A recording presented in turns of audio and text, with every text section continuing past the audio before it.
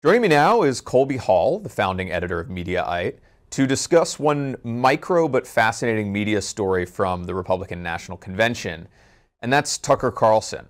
So, a little more than a year after he was fired by Fox News for being too toxic and belligerent for the network, he was one of the headlining stars of the RNC.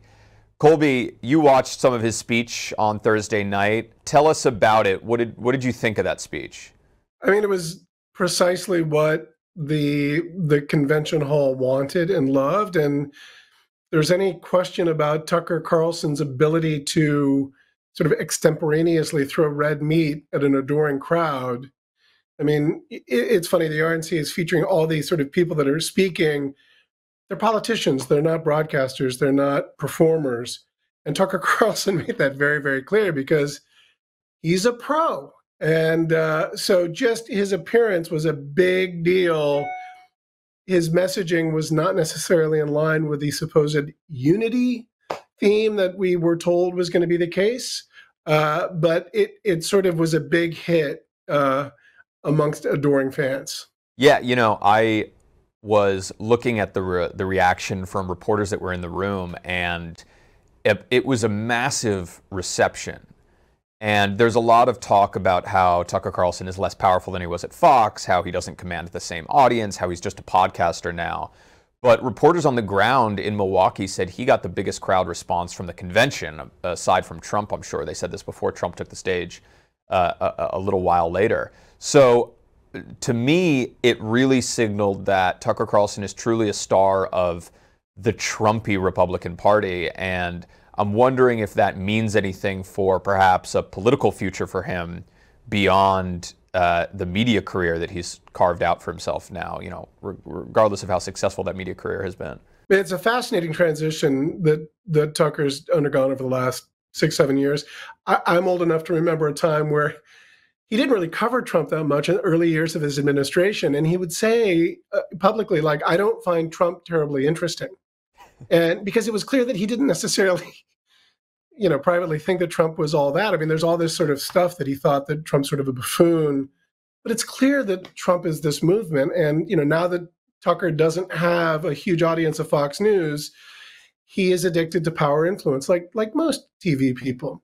I think it's clear that his appearance in the Friends and Family box at the RNC and his prime time 8 p.m.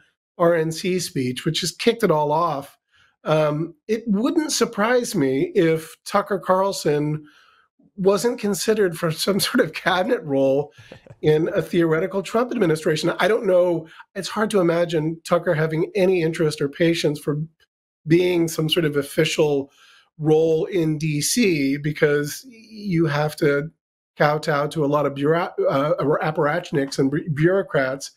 But he suddenly has an important voice and a possible role, political role, in a Trump administration or a post-Trump MAGA movement that you could clearly see him taking over. I'll say one other thing about Tucker that people don't really know.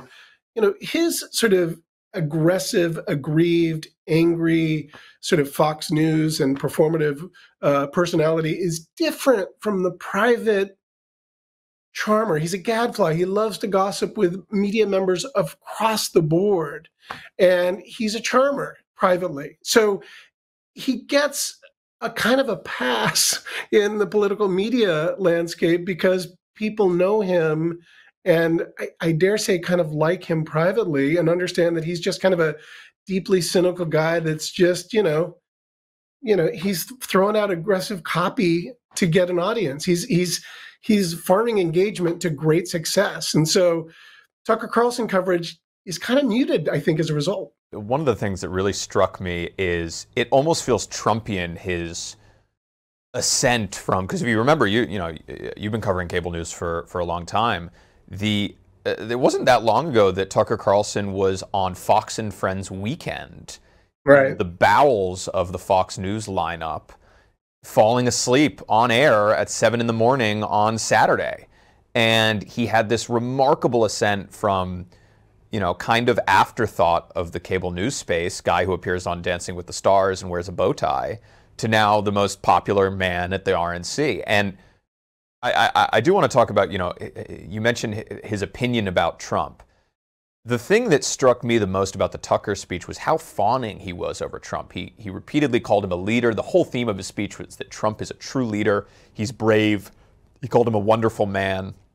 And I know that we have short memories, but that is a seriously stark contrast with what we know Tucker thought about Trump back in 2020. Because thanks to the Dominion lawsuit against Fox News, we know that Tucker in private texts said, among other things, that he hates Trump passionately. He called Trump a demonic force, a destroyer. He says he's destroyed everything he touches, that he's bad at business, he's bad at everything. That's a staggering U-turn. Is that something that people are just going to forget that he ever said? I mean, Trump seems to have forgiven him for it. Well, I think honestly, the percentage of sort of the population that sort of tracks this so closely and knows what was revealed in the Dominion lawsuit and what was actually said, past and present by Tucker is a pretty small percentage. I also think that this sort of part and parcel of politics, right? Like this is, it's a symbiotic relationship. If Trump can benefit from Tucker's support and Tucker can reach the MAGA audience to help promote his, sort of fledgling and just launched streaming platform, well, then of course they're both a winner. And regardless of what was said about one another in the past, that's all water in the bridge if there's soap to be sold and revenue to be earned.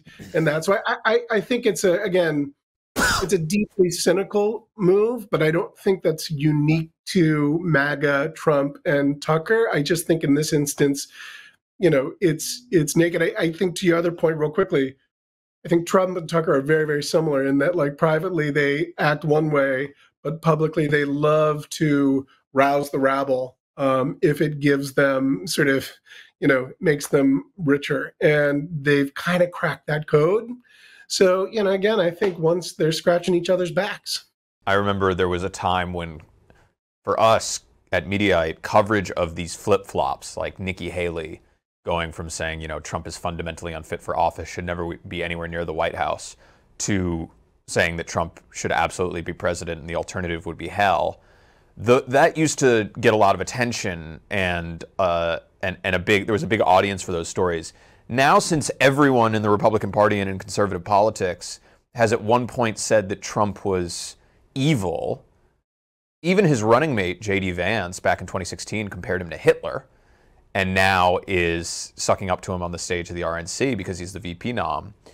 It's like, with the exception of Jeffrey Lord, pretty much everyone criticized Trump back in the day. I just don't think it carries that weight anymore. But before I let you go, one interesting piece of this is the fact that Tucker Carlson and Fox News ended on pretty vicious terms. He was fired by the network.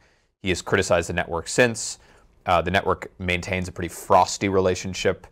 They do not like putting him on the air. They do not like putting his interviews on the air. They do not like talking about him. But they had to air a full Tucker Carlson speech in primetime in Tucker Carlson's old time slot at 8 p.m. last night, which was a real test for the network. What happened there? What did you think about the way that Fox News handled having to air its old star at the RNC? My reporting tells me that this was all made up drama.